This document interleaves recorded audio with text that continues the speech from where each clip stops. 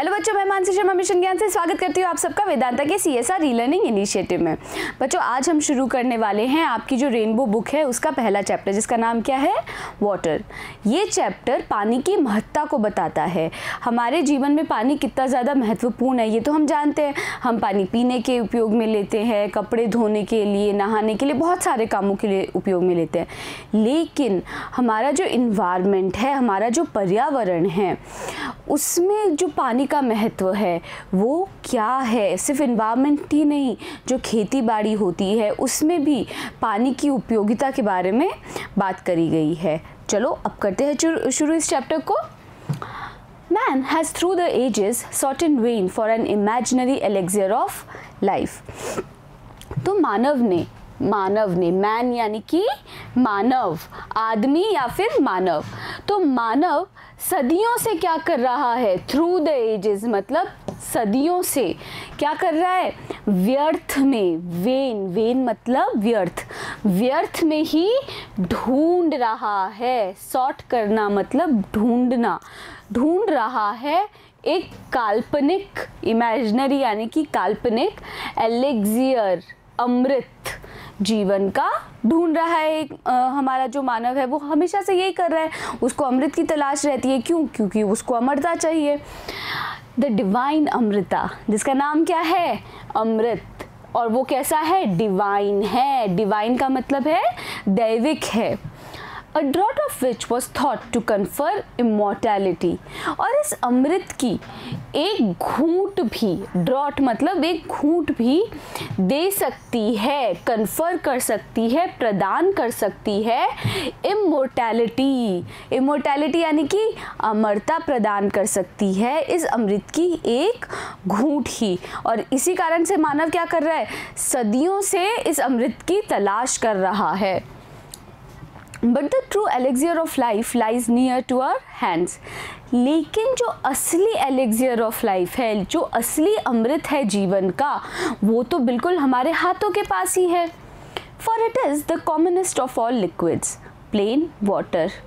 क्यों? क्योंकि ये सारे तरल पदार्थों में से सबसे ज़्यादा आम है, कॉमनेस्ट है, आम है।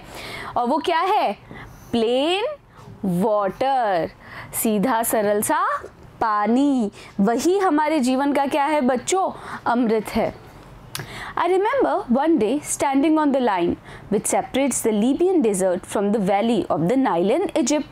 तो ये जो लेखक है वो ये बता रहा है कि मुझे याद है, I remember, मुझे याद है एक दिन जब मैं एक रेखा पर खड़ा था, स्टैंडिंग ऑन द लाइन, एक रेखा पर खड़ा था, which separates the Libyan desert, जो कि अलग करती है, सेपरेट करती है, अलग करती है लीबिया के मरुस्थलों को, डेजर्ट को। और किससे अलग करती है, वैली, घाटी, नाइल इन इजिप्ट, जो नाइल है ना, उसकी जो घाटी है इजिप्ट के अंदर, उसको अलग करती है। मतलब एक ऐसी कोई रेखा है, एक तरफ वहाँ पे क्या है बच्चों, उसके एक तरफ, इस रेखा के एक तरफ तो लीबिया के रेगिस्तान है, और दूसरी तरफ क्या है, एक घाटी है। और किसकी घाटी है वो, नाइल की घाटी है।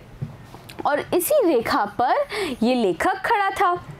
और क्या बता रहा है लेखक इसके बारे में, One side was visible a sea of billowing sand।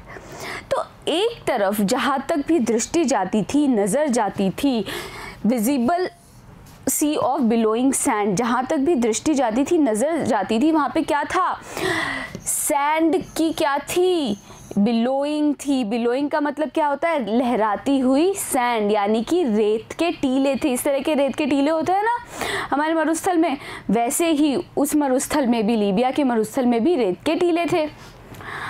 Without a speck of green or a single living thing anywhere visible on it।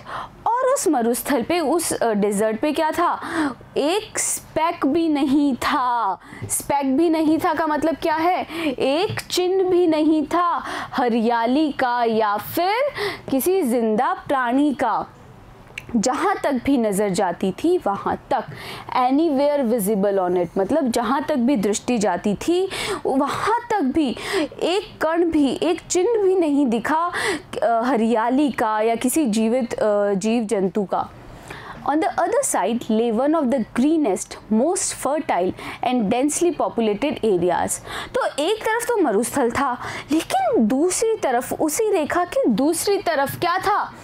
सबसे ज़्यादा हरे और क्या थी? फर्टाइल, फर्टाइल मतलब उपजाऊ, और डेंसली पॉपुलेटेड एरिया, घनी आबादी वाला एरिया था। एक तरफ मरुस्थल और एक तरफ एकदम हरियाली, उपजाऊ ज़मीन और बहुत घनी आबादी वाला एरिया था। To be found anywhere on the earth, जो कि इस धरती पर पाया जाता है। Teeming with life and vegetation, जो कि परिपूर्ण है, टीमिंग है मतलब परिपूर्ण है किससे बच्चों? लाइफ एंड वेजिटेशन, यानी कि जीवन और वनस्पति से पूरा का पूरा वो जो एरिया था, वो क्षेत्र था, वो परिपूर्ण था। What made this wonderful difference? तो ये जो बहुत अद्भुत सा फ़र्क है, वंडरफुल मतलब अद्भुत सा जो फ़र्क है, डिफरेंस है, वो कहाँ से आया? Why? It is the water of the river Nile, और ये आया किससे? नाइल नदी से। Flowing down to the Mediterranean, जो कि बहती हुई आ रही है मेडिटेरियन पे। From its sources, उसके सोर्सेस से नीचे जो बहती हुई आ रही है, और सोर्स कहाँ पे है बच्चों? A couple of thousands of miles away, कई मीलों दूर वहाँ से वो बहती हुई नीचे आ रही है नाइल नदी। Geologists tell us that the entire soil of the Nile Valley, जो जियोलॉजिस्ट होते हैं यानी कि भूवैज्ञानिक होते हैं, वो ये बताते हैं कि जो पूरी ज़मीन है नील घाटी की, नाइल वैली की, नील घाटी की, इज़ द क्रिएशन, वो क्या है? वो उसका निर्माण हुआ है फ्रॉम द रिवर इटसेल्फ, उस नदी के द्वारा ही उस पूरी धरती का, उस पूरी ज़मीन का निर्माण हुआ है। brought down as the finest silt in its flood waters। और कैसे निर्माण हुआ? ये जो नदी थी वो नीचे लेके आती थी सबसे अच्छी सिल्ट, सिल्ट क्या होती है? गाद, in its flood waters, अपने बाढ़ के पानी के साथ में। From the highlands of Abnesia and from remote Central Africa, कहाँ से लेके आती थी ये इतनी अच्छी गाद? वो लेके आती थी हाईलैंड्स, हाईलैंड यानी कि जो पहाड़ी क्षेत्र थे अबनीशिया जगह के, वहाँ से लेके आती थी और इकट्ठे करती थी। कहाँ से? सेंट्रल अफ्रीका से, वहाँ से भी वो गाद इकट्ठी करती थी और कई सदियों में laid down through the ages. और उसने क्या किया?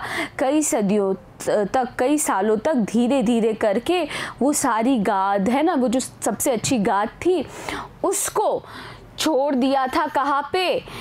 इनटू द सी, उसको सी में जाने से पहले, बहने से पहले वहाँ पर छोड़ दिया था।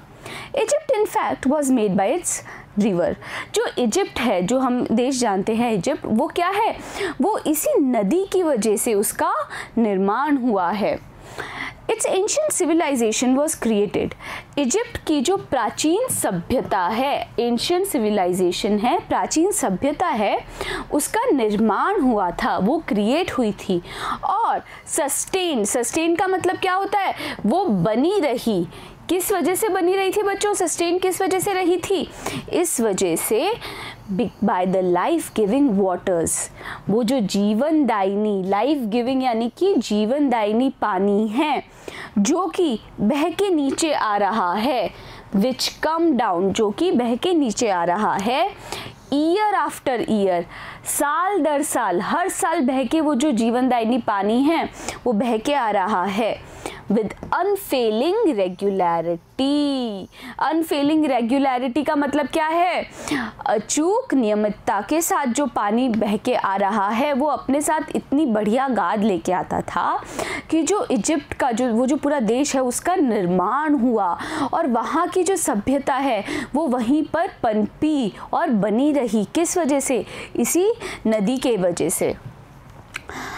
I give this example and could give many others to emphasize that this common substance, तो क्या बोल रहा है हमारा लेखक कि मैं ये उदाहरण देता हूँ और आगे भी और उदाहरण दे सकता हूँ, टू एम्फसाइज, इस बात पे जोर देने के लिए, इस बात की महत्ता बताने के लिए, दैट दिस कॉमन सब्सटेंस, कि ये जो आम सा दिखने वाला सब्सटेंस है, पदार्थ है, which we take for granted, जिसे हम क्या लेते हैं भाई, टेकन फॉर ग्रांटेड लेते हैं। टेकन फॉर ग्रांटेड का मतलब क्या होता है बच्चों, इसका मतलब होता है हम उसकी महत्ता को नहीं समझते। हमें ये लगता है कि भाई ये तो पानी है, ये तो हमारे पास हमेशा रहेगा, तो हम उसको बहा देते हैं, बारिश के पानी को इकट्ठा नहीं करते, हम उसकी महत्ता नहीं समझते, टेकन फॉर ग्रांटेड रखते हैं।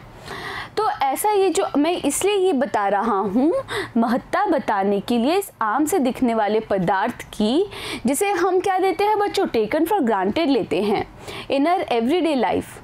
यही जो पदार्थ है वो क्या है, is the most potent. Potent का मतलब क्या होता है, सबसे ज़्यादा, यही पदार्थ सबसे ज़्यादा ताकतवर और क्या है बच्चों, प्रभावकारी है, and the most wonderful thing on the face of our earth। और यही पदार्थ सबसे ज़्यादा अद्भुत है हमारी इस धरती पर जो मौजूद है। It has played a role of vast significance।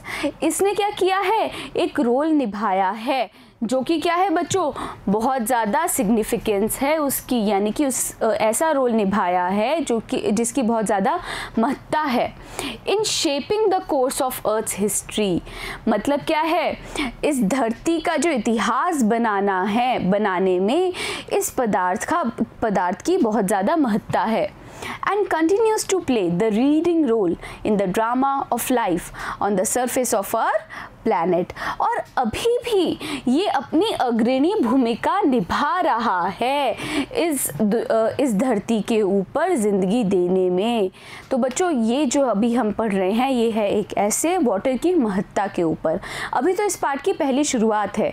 अभी तो यहाँ पे क्या बताया गया है कि भाई पानी एक घाटी, एक लाइन ऐसी रेखा पे ये लेखक खड़ा है जहाँ पे एक तरफ मरुस्थल है, लेकिन दूसरी तरफ केवल पानी की वजह से क्या हो गई है, वहाँ पे हरियाली है, वो ज़मीन उपजाऊ है, वहाँ पे आबादी भी है।